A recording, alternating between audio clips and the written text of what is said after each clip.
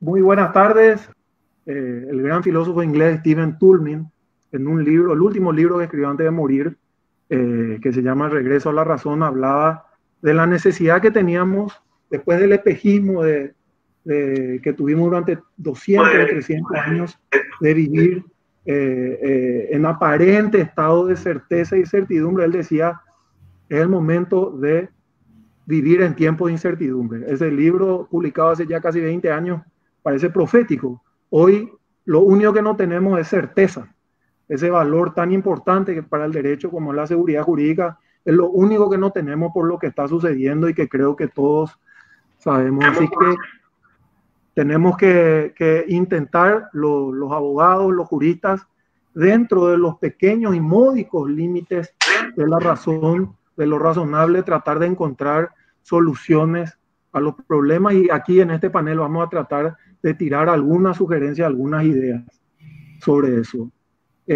Para los que estamos un poco bajoneados, un poco apesadumbrados por lo que estamos viviendo, nos queda quizás el consuelo de tontos, ¿verdad? Mal de mucho consuelo de tontos. Se estuvo mucho peor en otras épocas. Estuve releyendo en estos días el libro de la historiadora americana Barbara Tuchman, llamado El espejo distante, donde hablaba de lo que fue el siglo XIV y la peste y la desintegración de la civilización. Y para no irnos tan atrás, recordar lo que era la Alemania de la posguerra, de la Primera Guerra Mundial, ¿verdad? Donde se produjo una crisis que devastó a ese poderoso país. Y hoy estaba haciendo un cálculo, en un año y medio en Alemania, entre el año 22 y 23, lo que costaba una hierba de 20.000 guaraníes pasó a costar en un año y medio 29 millones y medio de guaraníes. Imagínense lo que eso es, hablando de crisis. Y justamente de ahí sale una de las ideas que vamos a estar hablando hoy, que es la imprevisión, ¿verdad? De la famosa doctrina de las bases de los negocios, que sale como una respuesta de los juristas a esa grave crisis. Así que el derecho civil no puede ser la solución de todos los problemas, pero sí que puede dar alguna solución. Hoy vamos a hablar, le voy a hacer una breve hoja de ruta. Primero va a hablar la doctora María Mercedes Guglielmini sobre una de las posibles respuestas al derecho civil, que es la doctrina del caso fortuito, de la fuerza mayor, de la imposibilidad, ya sea permanente o transitoria. Luego el doctor Moreno Ruffinelli nos va a hablar de la teoría de la imprevisión, del artículo 672 del Código Civil y su posible aplicación en estos tiempos de pandemia, ¿verdad? En tercer lugar, le vamos a ceder la palabra al doctor Fossati, que nos va a hablar sobre un problema extraordinariamente práctico, como lo es el de la prescripción de las acciones civiles en estos tiempos. Sabemos que el tribunal no funciona por razones de público conocimiento. ¿Qué hacemos si nos está por prescribir o nos prescribió, de hecho, una pretensión? Tenemos el honor, entonces, de empezar como corresponde por una mujer, pero además una mujer que realmente prestigia no solo este panel, sino la magistratura paraguaya, la doctora Guglielmini, que nos va a hablar sobre el caso fortuito y la imposibilidad de pago referido a la época de la pandemia también en particular. Muy buenas tardes, doctor Moreno, muchas gracias.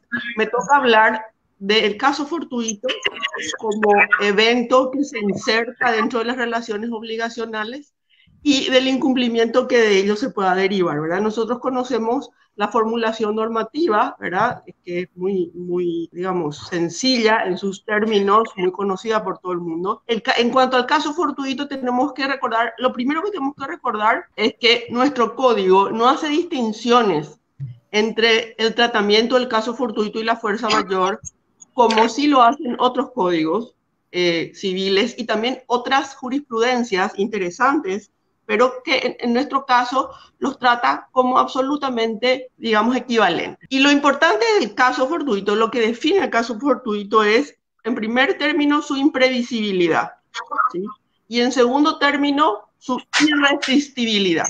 Es decir, es un hecho o un acontecimiento que razonablemente no se puede prever que ocurrirá, que con la diligencia debida no se puede prever que ocurrirá, y que por eso o por otras razones es imposible de resistir. Es decir, fíjense que Estas dos características son siempre importantes, tanto la imprevisibilidad como la inevitabilidad de la ocurrencia, pero lo más importante es la inevitabilidad, lo cual nos lleva al segundo punto, que es el incumplimiento. Sabemos que, en primer lugar, las obligaciones se contraen para cumplirse, eso sabemos. También sabemos que nadie está obligado a lo imposible, es un aforismo que a veces algunas personas, sobre todo mirando desde, digamos, otros escenarios, tienden a olvidar. Y por último, muy importante también, nadie contrata para arruinarse, es decir, nadie contrata contra su propio interés. Entonces, cuando tenemos ese evento irresistible e insuperable que puede provenir de un hecho de la naturaleza o también puede provenir de un hecho de un tercero por quien no debemos responder, ya sea que este sea un hecho lícito o sea un hecho ilícito, ya sea que sea un hecho involuntario o no, ya sea que sea inclusive un acto jurídico. Ahí, por ejemplo, en nuestra propia norma, vamos a ver en los siguientes artículos, incluye a los actos, por lo menos en el comentario que hace de Gasper y también en su anteproyecto, que es fuente de nuestro código, incluye a los actos de la autoridad, ya sea de la autoridad legislativa, administrativa, etcétera, no a la autoridad judicial, porque ya vemos que allí solo interviene, digamos, en disputas de juzgamiento, no como predeterminador o elemento predeterminador de realidades, sino postdeterminador de realidades. Entonces, cuando el caso fortuito se inserta en la relación obligacional, podemos tener un incumplimiento y ese incumplimiento crea normalmente una presunción de culpabilidad. Es decir, lo primero que pensamos ante un incumplimiento es presunción de imputabilidad. Pero cuando la parte obligada demuestra la existencia del caso fortuito en su imprevisibilidad e irresistibilidad, entonces puede exonerarse o liberarse del incumplimiento. En realidad nuestro código habla liberarse de la obligación, con lo cual parecería que la obligación se extingue, no solamente que se libera de las consecuencias nocivas del incumplimiento, que hay una distinción también un poco sutil en cierta doctrina al respecto. Nuestro código, sin embargo, tiene un caveat muy importante que otros ordenamientos no tienen y que ha creado confusión, ya hoy está creando también un poco de confusión en ciertas leyes de urgencia que se han dictado, porque se han dictado, tienen que saber ustedes, leyes de urgencia en todo el orbe. Es que el género no perece. Y eso lo dice nuestro código muy claramente. Cuando se trata de cosas genéricas, esa extinción no se puede aludir. Cuando la obligación es, obviamente, de dar cosas genéricas, no estamos hablando de hacer, no puede predicarse una imposibilidad irresistible. Claro, salvo que el género, lo ha dicho la doctrina, en su totalidad se haya extinguido, es decir, que ya no exista más ningún elemento perteneciente a ese género. Ahora, para determinar esa imprevisibilidad y esa inevitabilidad, tenemos que tener en cuenta también ciertas circunstancias. Por ejemplo, las condiciones de lugar, tiempo y persona de la obligación que va a cumplirse, ¿verdad? Esto lo digo porque, en primer lugar, hay ciertas obligaciones que conllevan en sí un deber de garantía, un deber de diligencia, de la cual la persona no puede liberarse. Es decir, no puede decir yo esto no preví, que a veces se deriva de su profesionalismo y a veces la ley sencillamente le endilga por razones de equidad social. No es necesariamente una cuestión que vamos a ver luego, más que de equilibrio del sinalagma, ya no de la obligación. Entonces, recordar que tenemos a veces casos de diligencia y de garantía que no puedo yo eximirme hablando de caso fortuito. Y también tenemos que distinguir la imposibilidad, que tiene que ser absoluta y permanente para librarme completamente, absoluta, permanente y objetiva, es decir, tiene que ser imposible para cualquier sujeto puesto en la situación objetivamente considerada. Es la prestación la que tiene que ser imposible, no es que tiene que ser imposible solo para mí. Y eso nos lleva también al problema de las cosas genéricas, porque normalmente las cosas genéricas hay solamente que yo no las puedo conseguir en este momento dado, por ejemplo, el dinero, que es un caso típico de género.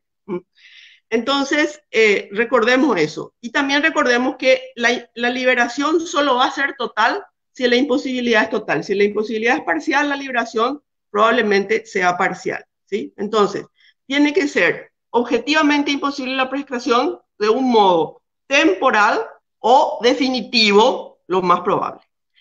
Ahora, junto con eso, quiero decirles que hay otra cuestión que la gente tiende a sumar o a confundir o a, como diríamos, superponer a los hechos del caso fortuito y el incumplimiento que ellos se derivan, que es en una relación ya contractual, es decir, ya un sinalagma, porque ustedes tienen que ver que las obligaciones son en sí mismas estructuras que tienen dos componentes, un sujeto A que tiene que prestar algo a un sujeto B, pero en los contratos nosotros tenemos un tipo de estructura, digamos, armónicamente integrada, donde tenemos un sinalagma.